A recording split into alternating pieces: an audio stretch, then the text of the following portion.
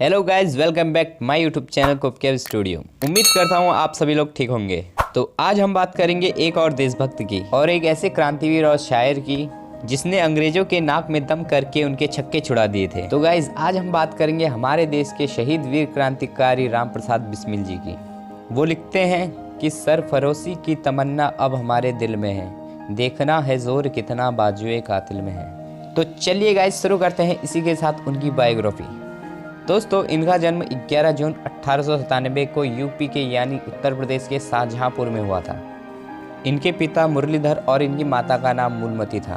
दोस्तों, बचपन से ही उनका मन पढ़ाई में बिल्कुल नहीं लगता था, बस वे खेल कूद की ही रटन लगाए रहते थे, जिस कारण उनके पिता उनसे काफ़ी परेशान रहते थे।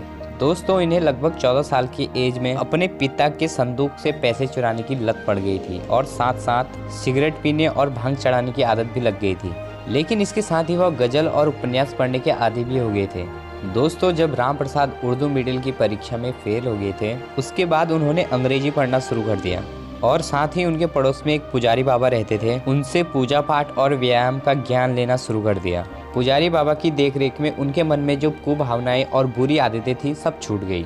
दोस्तों, पढ़ाई के दौरान उनके स्कूल में स्वामी सोमदेव, जो आर्य समाज के विद्वान और उपदेशक थे, उनका आगमन हुआ और राम प्रसाद जी को उनका सेवक नियुक्त किया गया था। और दोस्तों, यहीं से उनके जीवन की दशा और दिशा दोनों में परिवर्तन होना शुरू हो गया था। दोस्तों, एक तरफ सत्यार्थ प्रकाश, जो महर्षि दयानंद द्वारा लिखी गई पुस्तक है, उसका गहरा अध्ययन, और दूसरी तरफ स्वामी सोमदेव की राजनीतिक बातें, जिससे राम प्रसाद जी के मन में देश प्रेम की भावना उत्पन्न हुई। दोस्तों, 1914 में भाई परमानंद की फांसी का समाचार सुनकर राम प्रसाद जी ने ब्रिटिश साम्राज्य को जड़ से उखाड़ने का फैसला कर लिया था। दोस्तों, भाई परमानंद भारतीय स्वतंत्रता संग्राम के महान क्रांतिकारी थे। सन 1916 में कांग्रेस अधिवेशन में जो वहां के स्वागत अध्यक्ष थे, पंडित जगत नारायण मुल्ला के आदेश की धज्जियां उड़ाते हुए राम प्रसाद जी ने लोकमान्य बाल गंगाधर तिलक की पूरी लखनऊ शहर में शोभा यात्रा निकाली। दोस्तों, उसी अधिवेशन में उनके कई मित्र और कई क्रांतिकारियों से परिचय हो गया और इनके साथ अब बहुत से लोग जुड़ गए थे। इन्होंने पंडित गेंदालाल दीक्षित के मार्गदर्शन में मातवेदी नाम का संगठन खुद खड़ा कर लिया था। दोस्तों, पंडित गेंदालाल भारतीय स्वतंत्रता संग्राम के अप्रीतम योद्धा, क्रांतिकारी और राष्ट्रभक्त थे। इन्होंने आम आदमी तो छोड़ो, डाकुओं तक को ब्रिटिश साम्राज्य के खिलाफ खड़ा कर दिया था। दोस्तों, इसके बाद बात करें मैनपुरी षड्यंत्र की, तो राम प्रसाद बिस्मिल जी ने जून 1918 में 2 और सितंबर 1918 में 1, कुल मिलाकर 3 डकैतियां की। दोस्तों, इसके बाद उनके इस ग्रुप की खबर ब्रिटिश गवर्नमेंट को लग गई और राम प्रसाद जी के साथियों को गिरफ्तार कर लिया गया। लेकिन इसमें राम प्रसाद जी भाग निकले और उन्होंने यमुना नदी में छलांग लगा दी। इसके बाद दोस्तों, तैरते तैरते मीलों दूर, जहां आजकल ग्रेटर नोएडा आबाद हो चुका है, वहां के जंगलों में पहुंच गए थे और वहां दूर दूर तक कोई नहीं था।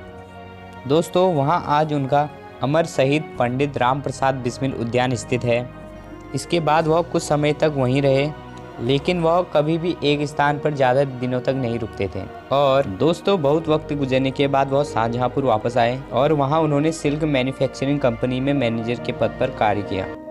1920 में कलकत्ता कांग्रेस कमेटी में इनकी मुलाकात लाला लाजपत राय जी से हुई और उमादत्त शर्मा से भी इनका परिचय हुआ। 1922 में उमादत्त द्वारा राम प्रसाद बिस्मिल जी की पुस्तक कैथेराइन छापी गई थी। दोस्तों, 1921 के अहमदाबाद कांग्रेस अधिवेशन में राम प्रसाद जी ने मौलाना हजरत मोहानी का समर्थन किया और गांधी जी से असहयोग आंदोलन प्रारंभ करने का प्रस्ताव पारित करवा के ही माने।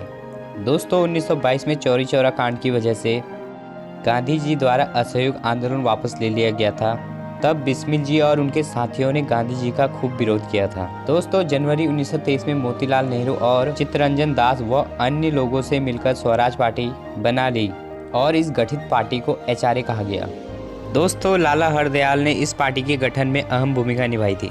और दोस्तों, 9 अगस्त 1925 को घटित घटना काकोरी कांड इतिहास के पन्नों में तो दर्ज ही है, जिसके बाद राम प्रसाद बिस्मिल जी और उनके साथियों को ब्रिटिश गवर्नमेंट अरेस्ट कर लेती है और 22 अगस्त 1927 को फैसला सुनाया जाता है, जिसके अनुसार राम प्रसाद बिस्मिल, राजेंद्र नाथ लाहिड़ी, अशफाक उल्ला खां और ठाकुर रोशन सिंह को फांसी की सजा सुनाई जाती है।